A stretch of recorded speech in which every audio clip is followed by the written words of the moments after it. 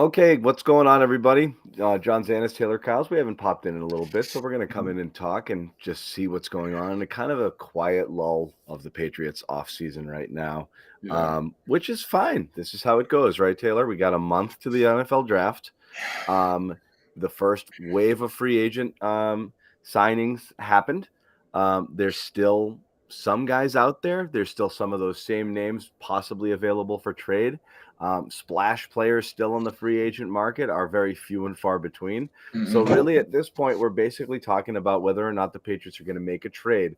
And the names they've been associated with of the three receivers that are kind of sitting out there in either trade or sign land continue to be the same. DeAndre Hopkins, Jerry Jeudy, and Odell Beckham. We're going to go over a little bit about what's going on with each of those receivers. We're going to talk about an interesting thing that's happening with the Patriots coaching staff that may or may not be a thing. But again, we'll talk about it and get Taylor's thoughts. And then we'll just kind of talk about where they stand right now. There's a pretty healthy debate going on right now about their improvements and how significant those improvements have been. We'll talk about that as well. We will also take some of your questions near the back end of this show and kind of get some thoughts about what's on your mind right now. Let's start by telling you about our sponsor, which is FanDuel, exclusive wagering partner of the CLNS Media Network. As you know, sports betting legal in Mass. If you want to take advantage of a really good bonus, while there's still an opportunity to, head over to fanduel.com/Boston. If you go there, fanduel.com/Boston, one, they'll know that we sent you, which is great for us. And two, you will get a $200 in bonus bets when you make your first $5 wager. So there's no reason to not do this if it's something you're interested in doing and you want to sign up and take advantage of that offer. FanDuel.com/Boston. Let's start with the hard news. Well, hard news-ish. The report about Joe Judge. I just want your take here. And again, I think the internet freaked out here, and I don't believe there's any cause for it because the report was that Joe Judge will be the assistant head coach. And I don't believe that Joe Judge is actually the assistant head coach. I believe Joe Judge is like assistant to the head coach. I do not believe Joe Judge. I personally don't believe that Joe Judge, that they convinced Gerard Mayo to stay, not take head coaching interviews even for an elevated role and a promise for maybe what's to come, and Bill O'Brien to leave his gig and come over here with a little bit of autonomy to kind of rework the offense the way he sees fit. And then they're going to stick Joe Judge in front of both of those guys on the org chart and be like, yeah, you want to talk to me, talk to him first. That's not happening, I don't believe. Yeah, no, I don't think so either. And our buddy Evan Lazar, I'm pretty sure he said that when Dante Scarnecchia had the title he has or a similar title, it didn't actually change his responsibilities. In Scarnecchia's case, I don't think it was really like to try to get his name out there or get him head coaching jobs necessarily. Respect. Right, exactly. Because Scar had been through all these different regimes and was like one of the few mainstays throughout decades. But with Judge, this seems more like maybe something where Bill is trying to help him get another position in the future. And for one thing, Judge, let's remember that this is someone who's worked under Nick Saban and Bill Belichick. You know, I remember his Giants press conference. When you hear the way the execution, obviously in New York was not great, but when you got to hear how he speaks and the emphasis he puts on teaching and things like that, he's a very valuable person to have on your staff, and it'll be even better now that he has special teams duties back. I think essentially his job is going to be, de facto special teams coordinator, or maybe a consultant type of thing. Where he helps make those final decisions, because obviously Cam McCord as a coach has struggled. The Patriots special teams haven't been quite as good since Judge left for New York. So I think realistically, it's probably a good decision. One that, if Bill trusts you and you're still under his watch and in his building, I think it's fine. It's usually when these guys go off or have to fill roles they're not used to is when you start seeing the cracks form. But before that, everyone loved Joe Judge. So I think this is one of those moves where you kind of got to look at him through the Patriots lens and not necessarily like Joe Judge, the quarterback's coach, but Joe Judge, special teamer, consultant to Belichick, and someone who has experience. Even though he wasn't a great head coach, he still knows how to put plans together, how it feels to be in those shoes. Obviously, Matt Patricia, it was similar last year, although, again, that didn't work out because he was outside of his element. So I think it's a fine move. I doesn't move the needle a huge amount for me outside of the special teams part. Just means that maybe Judge has earned higher. I don't want to say pecking order because really I don't know personally what comes with this job. But like you said, sign of respect. Maybe it helps him get a job in the future. And for all we know, he's done a solid job as a coach. Yeah, And even McCourty gave him and Patricia credit also yesterday, yeah, saying that in training camp the offense didn't even look like it could go onto a field professionally. I'm kind of I'm mixing the words a little bit here, but basically said they didn't look like a functional offense in training camp, and they got better as the season went on, which he said people aren't going to like, but is a testament to Judge and Patricia for at least helping them improve rather than it being a disaster from the beginning of the year all the way through. So, yeah. So that's part of what's right. I think the freak out here, both kind of in this chat and online, is we've seen the reporting, right? And mhm. particularly Andrew Callahan's very detailed, like large report about the behind the scenes dysfunction. That was Which, and awesome. again, Andrew Callahan, one, a terrific piece of reporting, two, outstanding reporter in general who also has a podcast here at the CLNS Media Network, Pat's Interference, that you should check out, subscribe to. It really is Great great. name. But in that, so much of it, like there was overall dysfunction, but so much was like at Judge and the way he talked to people and the way he treated people and the type of respect he commanded and how not detail oriented he was and how sloppy it all was. Patricia was in massively over his head for sure, but Judge, just based on just it's been two sets of these types of reviews, both Mhm. leaving New York with 3 years left on his deal, leaving, being fired, and then here.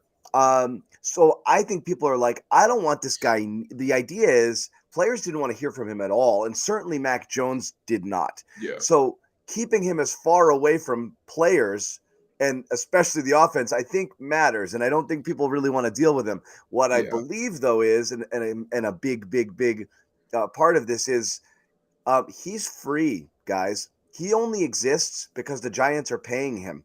He's being paid for 2 more years here. Yeah.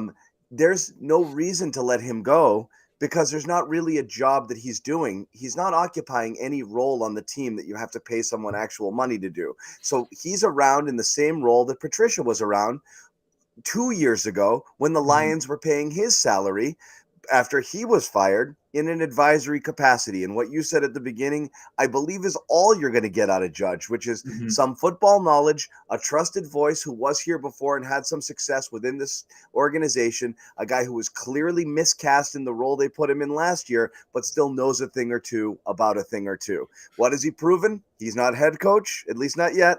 He's Yeah. not an offensive coordinator, but he has made a career and a life out of doing this football thing, and he's been successful doing some other things, which is, I think, what they're going to lean on him for, an advisor to special teams without flat out having to fire someone to put him into that role, I think is where it's going to come in and make sure that he's devoting attention there. So basically, they kind of named him special teams guy without really naming him that, and to not really demote anybody else there, but he's going to be overseeing special teams and letting other guys kind of hang in the trenches there. I think this is a no harm, no foul situation and Yeah. nothing for people to get worked up about who are really concerned about Judge either having too large a voice or being too involved with the players. Yeah, and you mentioned from Callahan's report, the fact that the way he talks to people, like you said, was a problem in New York. It was a problem last year, and you also have to remember like who he was talking to.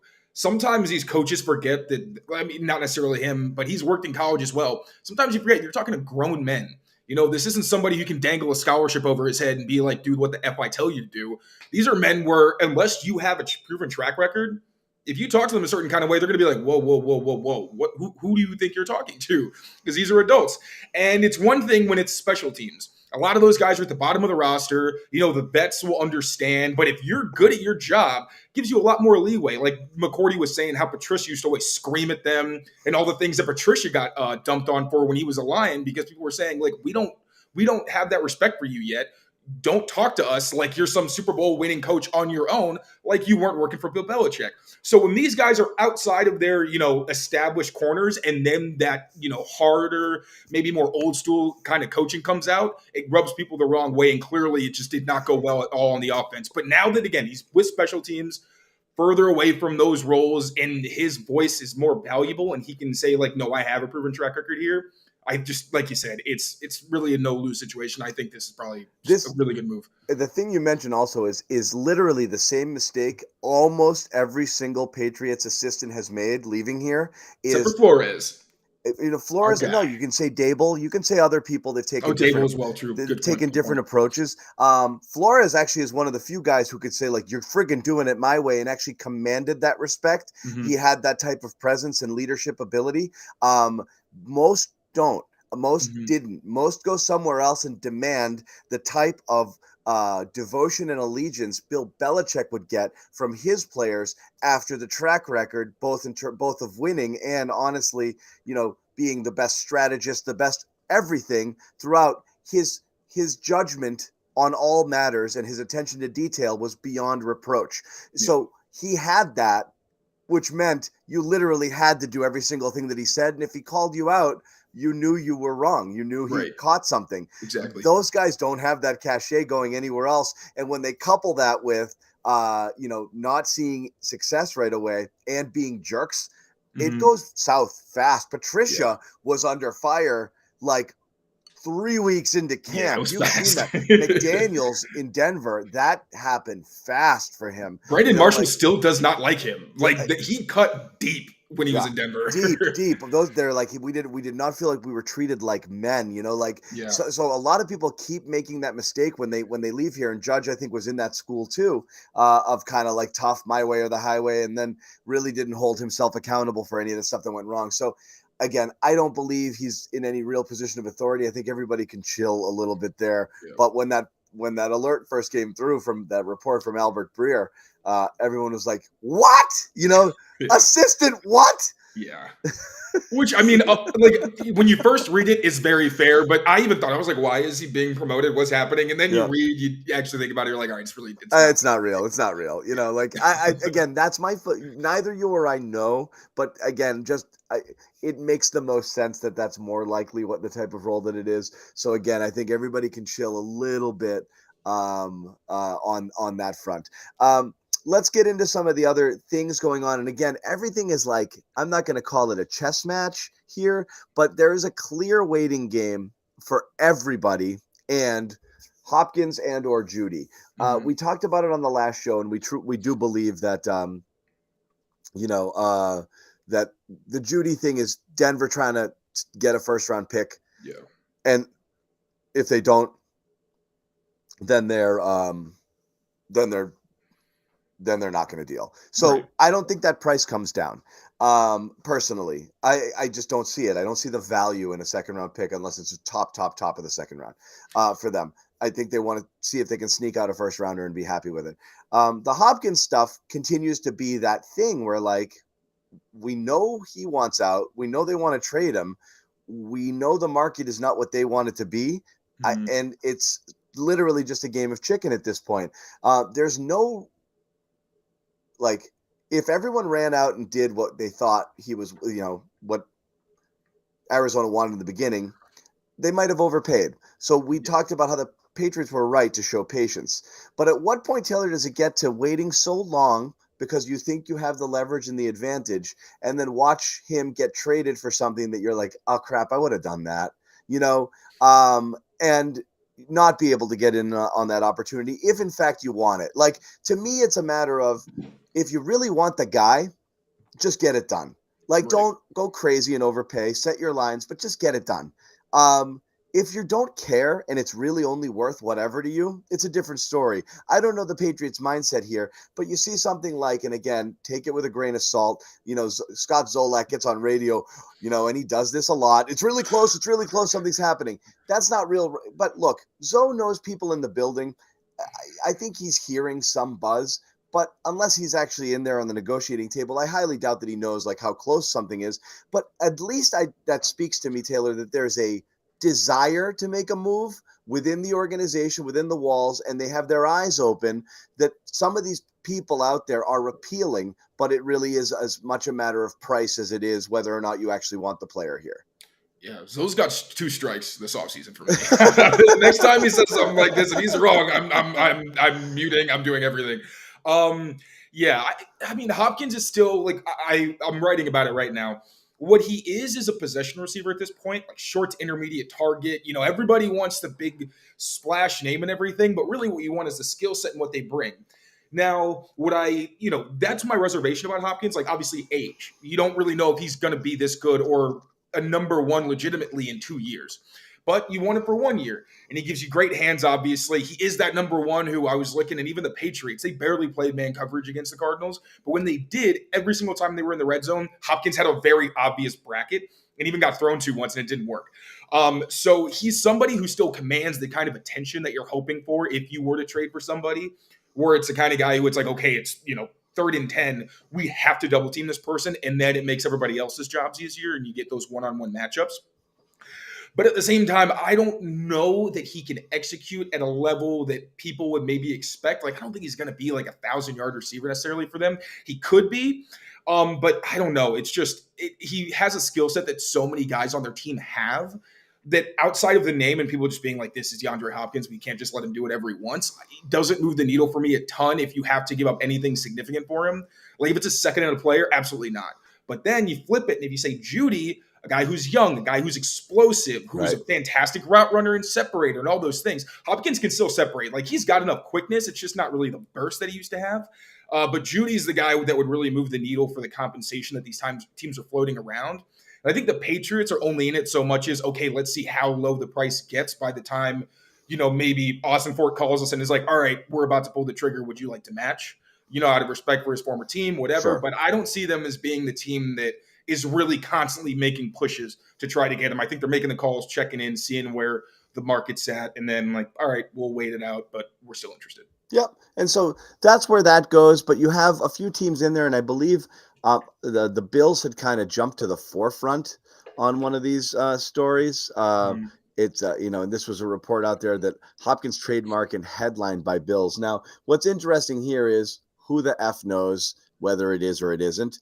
But if you're looking at, the movement within the division and who's adding and whether or not you need to add, I think there's a different conversation that needs to be had here because, other people taking a step forward instead of you is a double whammy, so to speak. So you don't have to play defense necessarily in your signings. You worry about your roster, but you can't, when you're behind everyone else, you can't keep allowing them to keep stockpiling talent while you sit still. And so there's a couple of instances, both with the Bills and the Jets kind of getting involved with stuff here. We'll see if it pans out or not. That's definitely something that bears watching. We'll talk about that in a second. Want to just let everybody know once again about our exclusive wagering partners here at the CLNS Media Network. And that, of course, is FanDuel, America's #1 sportsbook. Nowhere else you need to go. Massachusetts, again, as you know, wait is over. Sports betting now 2 weeks, basically, has been legal in the Bay State. You can get a $200 in bonus bets guaranteed if you place your first $5 bet here at FanDuel. Just make sure you go to FanDuel.com/Boston to take advantage of this offer. Once again, FanDuel.com/Boston. Whatever sports you want to get in on the action here, futures, player props, all that stuff, it's available there. It's a really easy to use app. I downloaded it. It's extremely easy to navigate and figure out what you're doing. Everything is very well explained. The odds, when you put a bet down, what you stand to lose, what you stand to win. So again, it's extremely easy, and it's trusted and true, and it's secure and it's safe. So FanDuel.com/Boston. Check it out. $200 in bonus bets, win or lose. Got to tell you, you got to be 21 or older and present in Massachusetts to take advantage of the deal. You must deposit $10 to begin with. Bonus issued as non-withdrawable bonus bets, which expire in 14 days. Restrictions do apply. See terms at sportsbook.fanduel.com. Gambling problem? Hope and help is here. Gambling helplinema.org. Once again, gamblinghelplinema.org, or call 800-327-5050 for 24/7 support. Let's jump back into the Bills situation here. The Bills are doing pretty well weapons-wise. And if they're in on DeAndre Hopkins, that would be an interesting compliment to go with Diggs and Davis and some of the other stuff they have going on there. And, you don't really want to see them any bit more difficult to defend or explosive as it is. So that's certainly, one thing. The other one is Odell Beckham to the Jets. You get someone like Aaron Rodgers coming in there, and he's got a lot of things that he wants. Again, very real interest is one report coupled with another, but the financials are still something to consider. So again, that doesn't mean anything to me, because everyone has financials to consider. I'm sure the Patriots are really interested in lots of things, but of course there's a price, and we don't know what Odell's price is. We don't know what anyone else will willing to pay. What's clear is a lot of teams that have sniffed around on this guy have decided to go in another direction, and move off of it. And when that happens, the market shrinks for them. Again, it only takes one, but you start to eliminate teams, then you never know where it's going to end up. Jets is something that might be in play here. So now we're looking at two big names, Jets and Bills, being tied to those guys today. It's not the reason to go out and get them, but again, we've talked about Beckham before. You had him at the top of your, I would get this guy if you can sort of list. Is this something you want to explore? And again, you're looking at the Patriots somewhere in that kind of 12 million or so in cap rate. You can always move things around, but is this something? They have plenty of extension candidates. Yeah, they can make the money if they needed to. They can make all the money work. And so this isn't an issue. This is simply a matter of, do you want the guy? Yeah, I want him, and the reason that he's at the top of my list is you don't have to give up draft capital for him. Yep. So, if he gets hurt or something like that, it's not, we already, gave away our second-round pick, and that could have been a good receiver or tackle, whatever you want. This is a guy where you just make the money. Cap financials are fine. The Patriots are in good shape. They've got at least 5 guys that I could think of off the dome that they might want to extend and make that money. And Odell, even though, like we've said, he doesn't have the explosiveness he used to have, he's not as fast, he's not the track star he once was. He's always been a fantastic route runner. He still has massive hands and needs custom-made gloves. And he's a smart football player. He's tough. We know all this. He loves the game, which for the Patriots, that's, may seem like an underrated thing. But when you do actually care, it's when you put the extra effort in, which has made Odell Beckham great when he's on the field, on top of the freak athleticism. So obviously you take some of that dynamic ability away. He's still a very good player. On the Jets, I'm thinking about it. He'd be an interesting fit because I don't know if they already signed McCole Hardman. They got Garrett Wilson. They got Allen Lazard. I don't know where they put him, or maybe it just means McCole Hardman's backup. Kind of get the gears spinning there. But on the Pats, I think if you want him as that Z or slot, that's perfect. And that's exactly what they need. So he fits a need. You don't give up draft capital. So, yeah, I'm all for it if they can make it happen for cheap.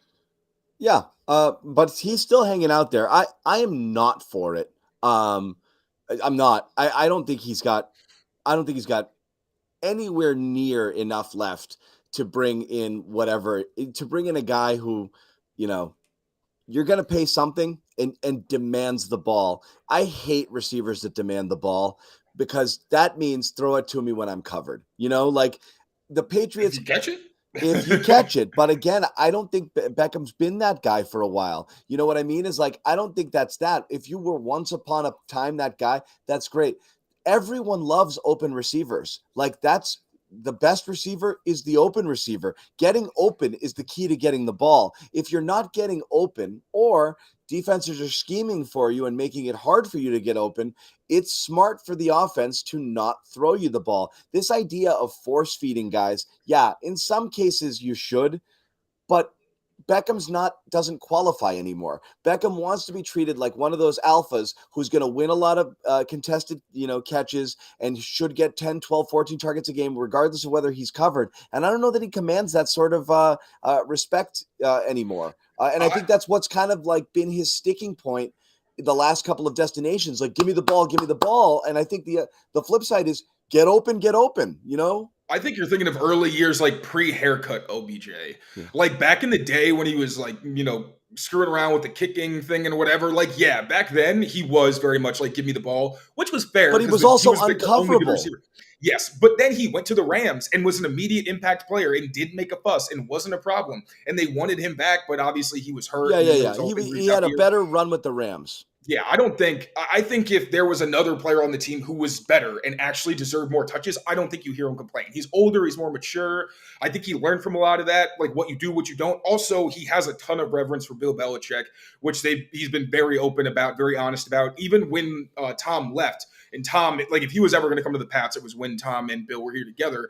But even with Tom gone, he's mentioned that he would come or be interested because of Belichick. So I don't think he's going to be the diva that like shuts down the locker room. And also, you're not doing that to Bill O'Brien. You're not saying, Bill, give me the ball. Like, you're not saying that to O'Brien or Belichick. Neither one of those guys. So I don't think him being, like the kind of diva that people always say he I'm is, not where he worried demands as targets. much I about don't think that's a problem. I'm not worried about the diva disruptive stuff nearly as much as I am just simply someone who really, really, really wants the ball, and wants to be that alpha. And, again, I'm not entirely sure that he is the alpha type of guy here, but he might be the best guy that the Patriots have.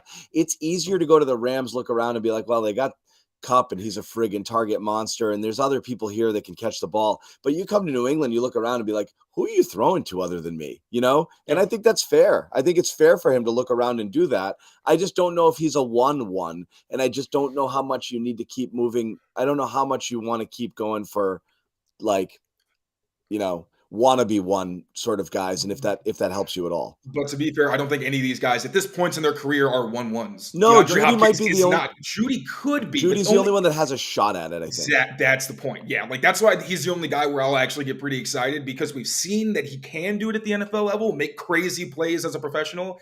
And it's okay if you get him into a good system with good coaching, structure, consistency, then you can maximize that. And then he becomes a player that Beckham and DeAndre Hopkins just aren't physically capable of being at this point in their careers.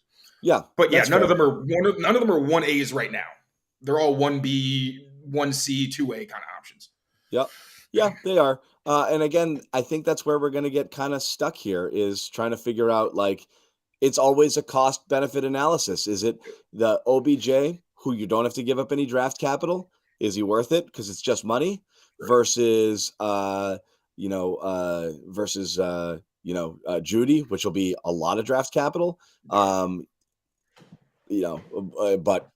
has the potential to be a number one, versus Hopkins, it might be a little cheaper. That's the right now, like, what people are trying to wrestle with here, and I'm not really sure the right one. I guess and it's also important to remember that the draft is loaded with the kind of guys they want, where it's, the shifty, the guy who can separate, the guy who's good after the catch. There's plenty of those guys in the draft, so that's another reason why I don't think there's a huge push for these guys, because it's like, all right, we lose out on you, then I'll just use the pick I was going to give to get Jerry Jeudy to get like a Josh Downs type.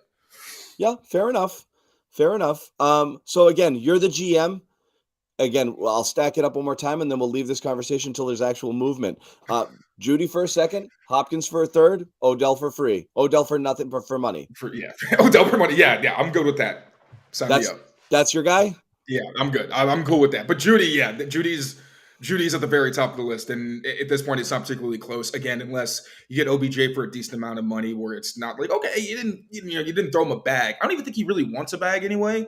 I've heard that he's leaning more towards wanting to be with a good quarterback and being in a championship team rather than money. He's getting money plenty other places. The dude probably has a ton of endorsements. So yeah, I Judy's my number one, Odell's my number two, and Hopkins is a pretty distant three if he's cheap.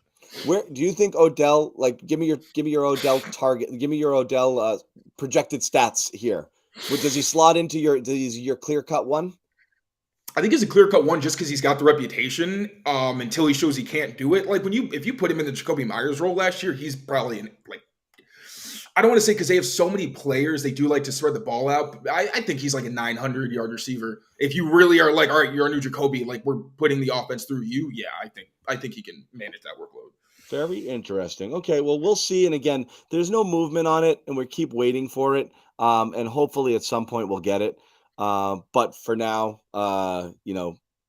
it is what it is with the Patriots stuff. An interesting debate kind of going around here is something I wanted to hit on. Then we'll kind of take some of your questions here as well, is whether or not there was an article written recently that let me see if I can find it. The article written recently talking about how it was by Ben Volen, Boston Globe.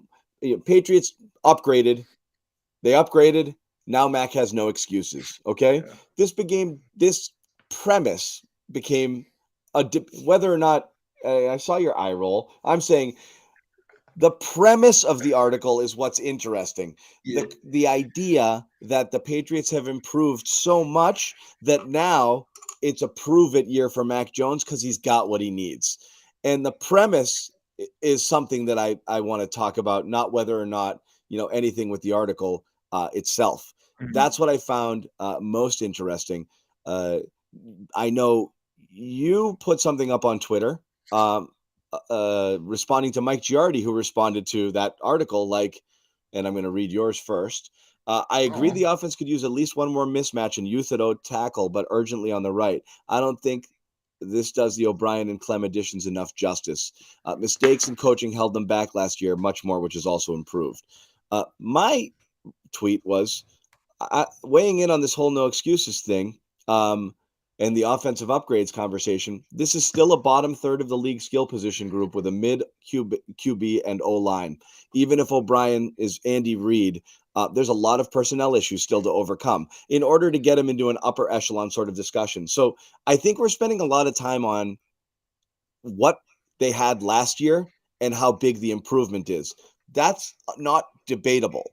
The question is, how good can you be with a still at best really mid group of personnel pieces? And again, it's not a knock on Mac Jones to say he's more of a mid-tier quarterback. I actually think last year he played closer to like a bottom third of the league quarterback than he did even somebody who's in the 13, 14, 15 range. So you're talking about an outside the top 10 quarterback almost certainly, even in a good year. I think at best he's knocking on the door, but he's probably closer to mid-range NFL quarterback with a mid-range offensive line. They're not maulers. They're not terrific. They're okay. They're pretty good, and they still need some help, right? And you cannot argue that this is still a bottom third of the league group of skill positions unless they get another player or two in the draft or through a trade. Yes. I think what I'll say is you may disagree, but I do believe that any assessments to the contrary are based on optimistic projections rather than actually what we've seen right now. I think they're optimistic projections of where Thornton could be and what Gesicki could become in this offense, but there's not a team in the league that hasn't added a piece or two that thinks they can do great there. We're literally talking about just the names on the paper. If you went down the entire league, you're going to get to 20 teams whose overall, arsenal of weapons is better than the Patriots without even being able to debate any of those. And then you get into 21, 22, 23, and right around there, you're like, that might be where they reside. Yeah. So, I mean, first with the Mac thing, I don't like talking about last season strictly because any former players I listen to or anybody who has reputable knowledge about the actual game understands that last year was not a fair evaluation of what he does. And it makes way more sense to assume that he is going to be a better version of his rookie self. And that's after he did cut down on a lot of the mistakes that were coming up, like the turnovers. Was turning the ball over like crazy to start the year, and it sparked all Bailey Zappi discussions, myself included. I said, if Mac keeps turning it over, Bailey Zappi should be playing because you can't sustain that, especially when the offense isn't good enough to overcome that. Totally. He stopped.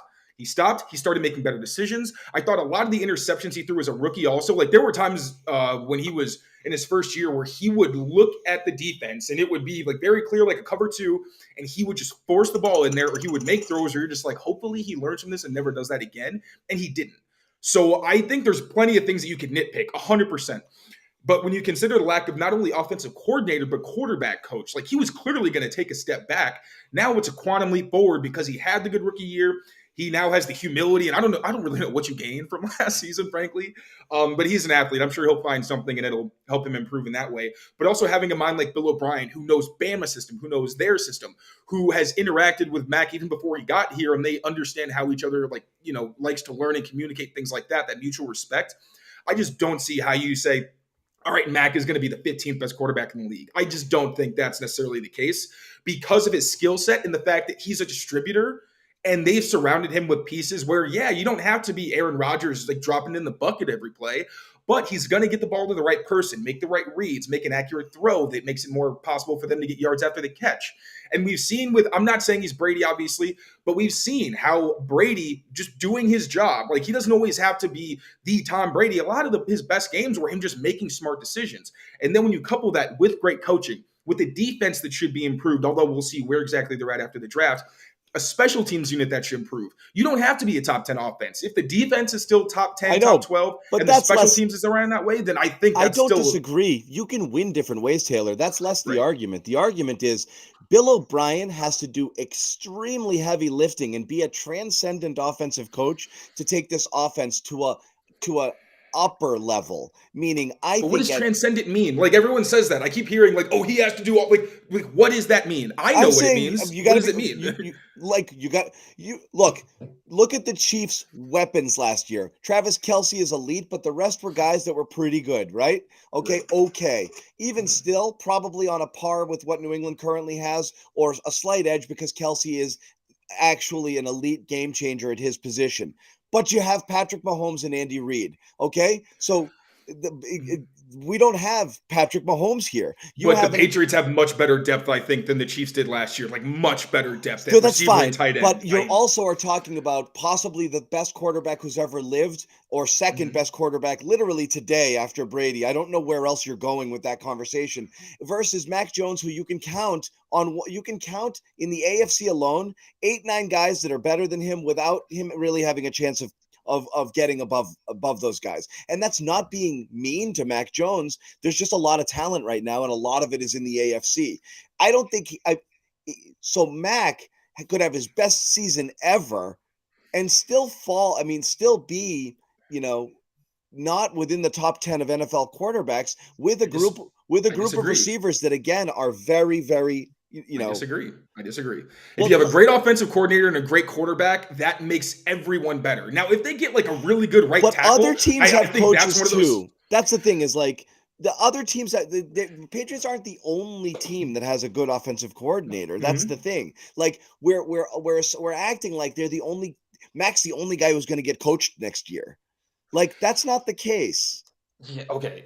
Yes, I feel like we're just kind of talking in circles at this point. But my point is that if you have Bill O'Brien having game plans where you know that your player has the best matchup possible and can win that matchup, if things change in the process of the game and you make the right adjustments to where, okay, this isn't working because, whatever, they're traveling with who's their number one? We don't even know. If Tyquan Thornton blows up and teams say, okay, we got to take him away, you adjust, you find ways to win. I think that's what's important.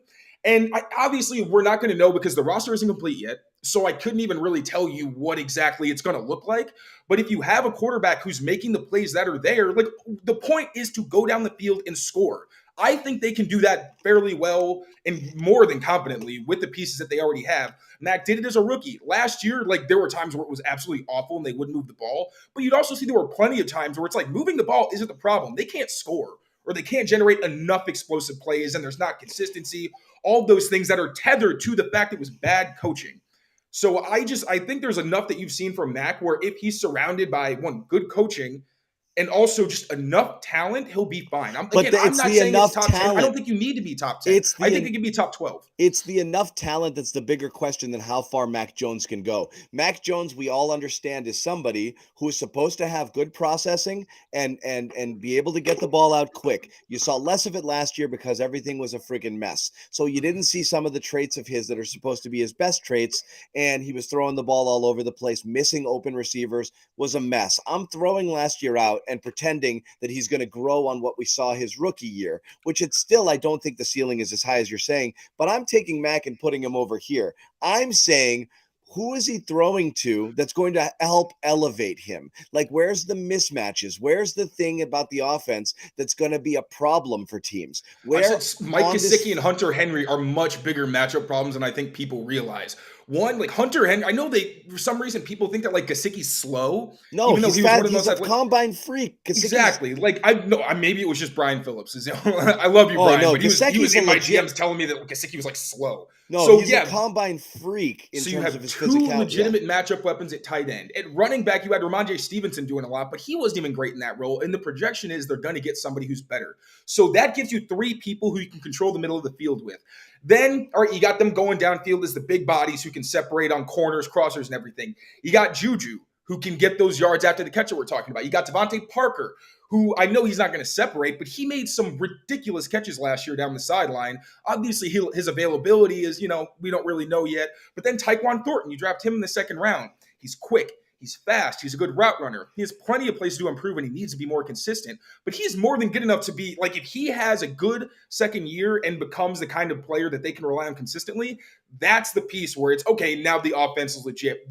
But again, that's a projection, and I understand why it's hard to really bank on that, and I completely agree. But when you look at the veterans that they have and the talent that's been proven in the NFL, I think it's enough that they can dominate the middle of the field, do enough on the outside to keep defenses honest, and then people just for some reason forget that the run game exists. Like, they don't have one of the best interior offensive lines in football, one of the best inside runners in football in Stevenson, a couple young guys in Harris and Strong who have a lot of potential. I know, but James I mean, Robinson, there's a lot of good. I mean, running backs are fairly interchangeable, and I do think that the running game is the running game more so than having a once in a generation talented running back that he himself creates stuff without it being blocked well. The running game is decent. Again, we're not throwing it in the trash, but you're just literally looking at how are they going to move the ball? And you look at up and down the AFC. Bills, more weapons. Dolphins, more weapons. Jets, more weapons. Bengals, more weapons. Yeah, Steelers, but offenses don't play Browns, offenses. Offenses play defenses. Jaguars. So, like, who are we talking about? Like, I do think the Patriots defense, I think really the only Chargers, offense that scares Raiders, me is Broncos. Josh Allen. I mean, the entire Josh AFC. Allen is the only quarterback where I think legitimately if they go against him, more often than not, I'm going to say, okay, yeah, no, you actually have to score 35 points because you're not going to stop him. He's played Belichick so many times. He is so patient in a way that he isn't when he plays most other teams. Josh Allen's the only guy where I'm like, yeah, no, you have to be great. They held Tua to one touchdown in week 1, and it was on a missed tackle that went for a huge play. Like, these offenses aren't playing, the offense is playing Patrick Mahomes or Josh Allen. They're playing those teams' defenses. We're not talking about whether they can win some games. We're talking about whether this offense that was a mess last year is fixed simply by swapping out Jonnu for Gesicki, swapping out Myers for Juju, and bringing Bill O'Brien in. Does that fix it all? We're talking about another thing. It is so early in the offseason. We're going to look like idiots if they draft Zay Flowers, and we've had this whole debate about do they have enough weapons. You're going to look smart. I'll look like an idiot. You don't have to worry. I'm just saying, man, like it's so crazy that we're saying all these things when the process isn't close to done. They could go out and trade for a receiver before camp after camp, you know? We're debating the premise of an article of a day ago that now that the Patriots have upgraded, is it all on Mac's shoulders? And I disagree. They can't be done and feel good about it. And we're not talking. I agree. That's what I'm talking about. I agree. And they have not done enough where all of a sudden it's like, there you go, Mac. I got you a whole bunch of new toys. They didn't. They swapped a couple pieces out that may fit better. The major upgrades, as you keep saying, which I agree are what they did with the coaching, but it was so bad last year. You're upgrading just simply by getting rid of them, you know? So that's a given. We're literally talking about personnel wise. Have they done enough to be like, go get them, Mac? And I don't know that that's the case yet. That's it's not that they're dead in the water and they're going to show up on week 1 and not have, they could trade for one guy and draft 2 explosive players in the, you know, and Thornton could take off and you're like, oh my God, look at all of what's going on here. There's things that could happen. We're just literally looking at what they have currently and saying, did they do so much that you could just basically be like, all right, go get them, Mac. We got you what you needed. I don't think they did that. True, but I think if you even look at his rookie year and the talent he had that year and what he was able to do, like that, they had some solid pieces. That is an offense I'd be more concerned about in hindsight. Yeah. Because Nelson Aguilar is going to give you like very, very little. Bourne, you can't really count on him because we haven't seen him be that consistent guy, but obviously has the playmaking ability. But Johnny wasn't, making a lot of great plays other than the check downs. It was really Hunter Henry was the guy who was dominating, and obviously Jacoby Myers because he was just sucking up all the targets. But if you look at the offense he had as a rookie and the fact that obviously he was a Pro Bowl alternate, like we're not going to sit here and be like, hey, he was playing at a Pro Bowl level, but he was good enough that people were actually talking about him and he was in the conversation to even be a part of the Pro Bowl process. This year, you would have laughed if anybody told you that Mac might have been a Pro Bowler. So we've already seen what he can do with that great offensive coordinator with inferior weapons his first year in the NFL. So I think that what they have now is, again, I think they need to get better if they want, and I've said this repeatedly, they're probably in the top 12, top 15 conversation right now, which I think is enough with the team that they have to win you games, get to the playoffs, and make a legitimate run. But I think if they get like a Zay Flowers, a Jerry Jeudy, I don't even think Hopkins really necessarily puts them there. But I think if you get one of those young, explosive playmakers, that's where, okay, we're talking about them in the top 10. And now the whole talk about he doesn't have enough weapons is gone because you have that 1A. And then it's, oh, whoa, now they're kind of stacked because they have the 2 legitimate receiving tight ends. They have all these other receivers where outside of, outside of Juju, they're either unproven or they can't stay healthy.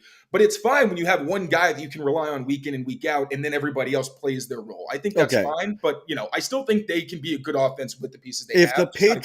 If the Patriots were facing a team right now with their defense and the players they had to account for were Hunter Henry, Mike Gesicki, Juju Smith-Schuster, would you be like, Patriots defense is going to be in for a long one today? I'm trying to think.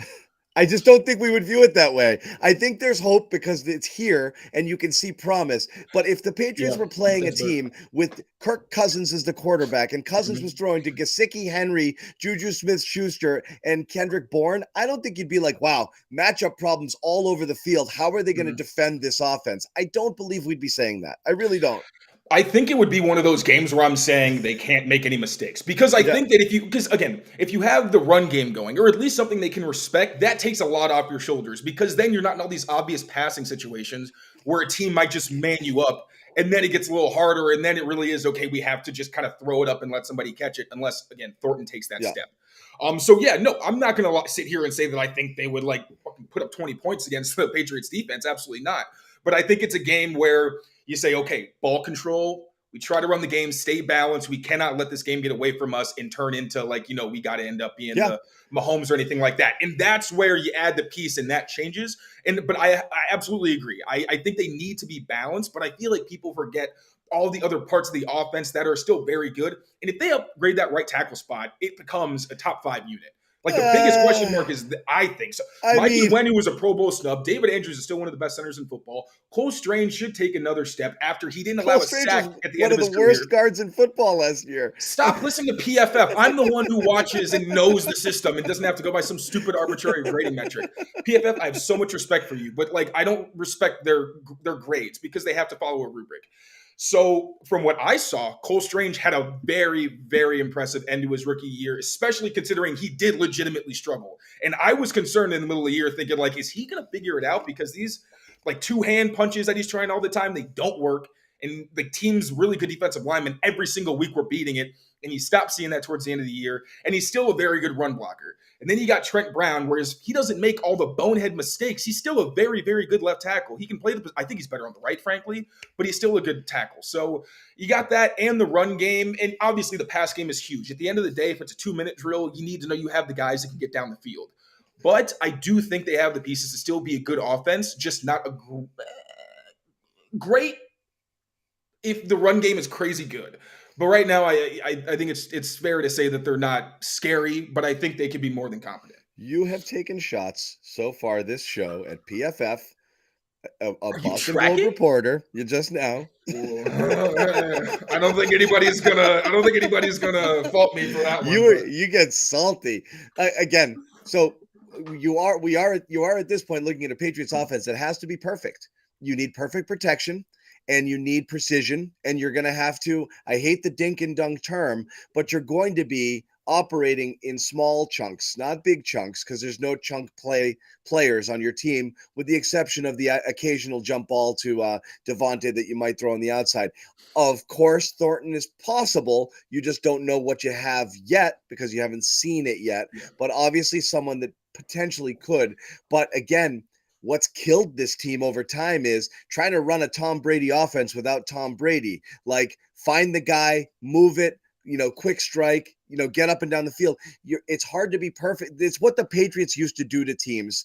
I dare you to make 15 plays and get up and down the field. Eventually, you'll muck it up, take a penalty, take a sack, turn it over. I'll get the ball back. You're done. That's what they are when they're good. Or I'll hold you to a field goal. But you're creating an offense where you really have to kind of be like a machine, right? Because I don't think there's not a lot of big chunk plays to be had on this team at this moment.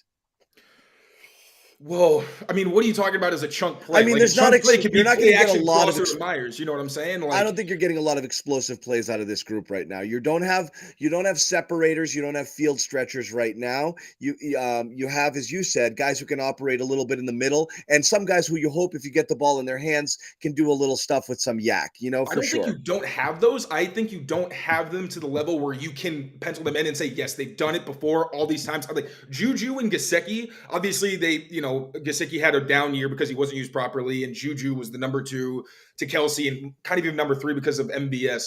But that's the thing is they have potential field stretchers. They have potential separators, but it's okay. I want to see you do it on the field. And like Hunter Henry, I think right now may be their most consistent separator.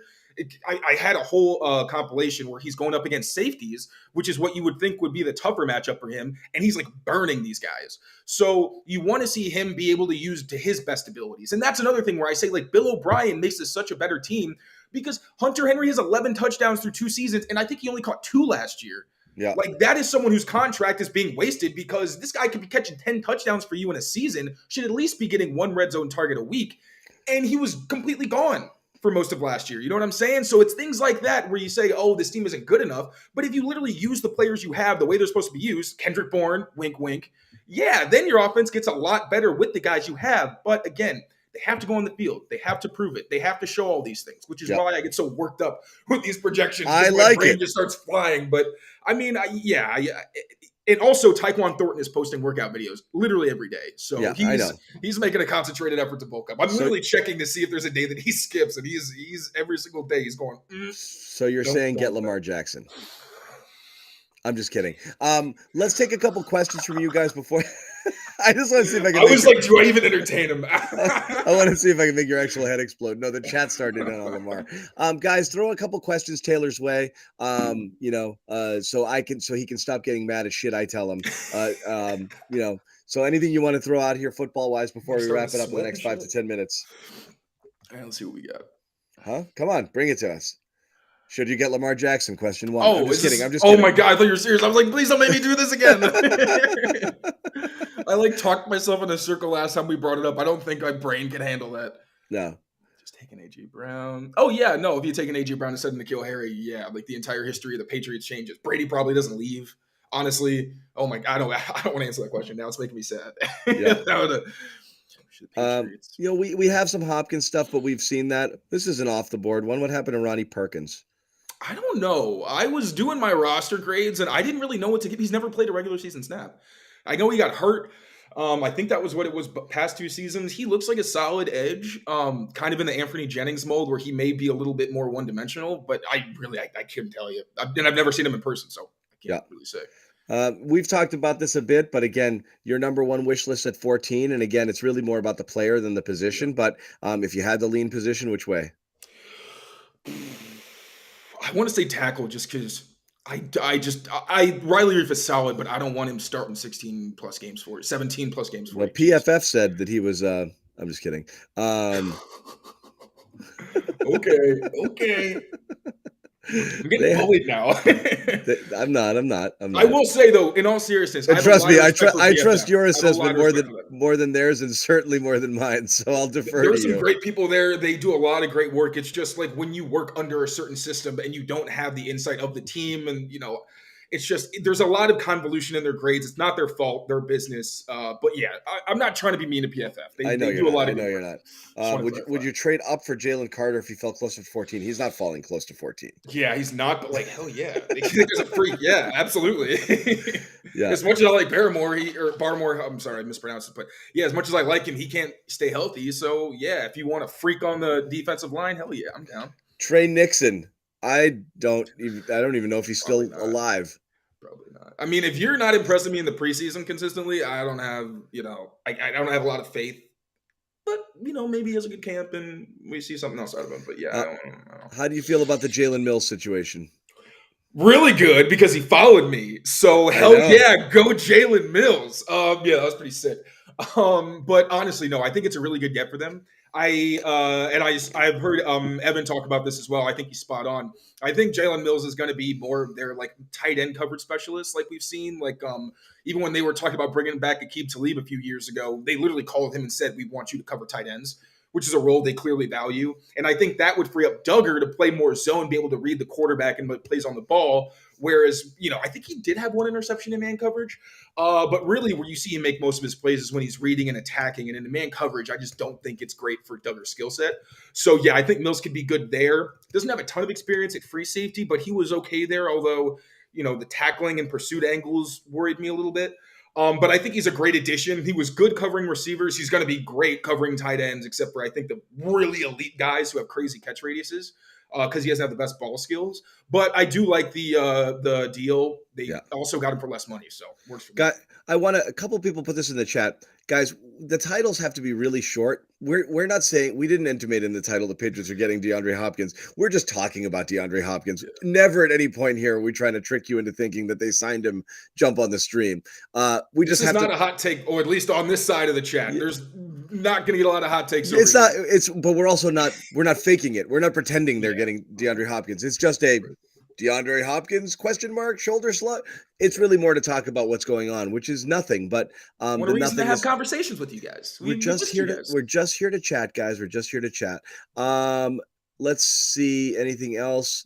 We talked about this one, Judy or D Hop. It's probably more Judy. Anything else here?